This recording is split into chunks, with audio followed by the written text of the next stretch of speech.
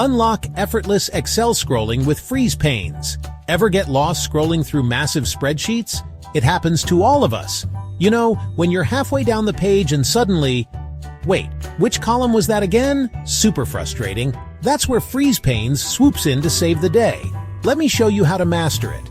First, open up your Excel file. Now think, which part do you always want to see?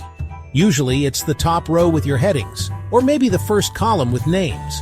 To freeze the top row, click on View in the ribbon, then open Freeze Panes. Select Freeze Top Row. Now scroll down, see? That row stays put no matter how far you go.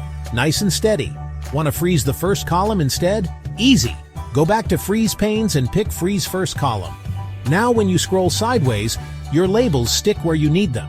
No more losing track of names or IDs. Simple, right? But what if you need both a row and a column frozen? Click the cell just below the row and to the right of the column you want locked. Then hit Freeze Panes and choose Freeze Panes from the menu. Now both your row and column are locked in, and you can scroll freely in every direction. To unfreeze everything, go back and select Unfreeze Panes.